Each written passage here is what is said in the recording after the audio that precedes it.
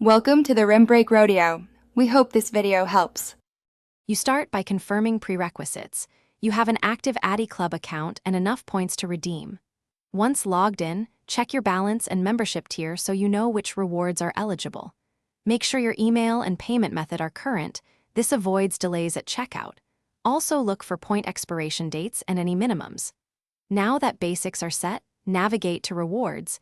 This is where you'll convert points into discounts or items. Follow the on-screen options to begin the redemption flow. Next, you choose the reward type that gives the best value for your points: percentage off, fixed dollar discount, or a product. Once you find a reward, select any required options such as size or color. This prevents cancellations. When you add the item to cart, apply the points at checkout. Make sure the cart shows the points reduction and updated total.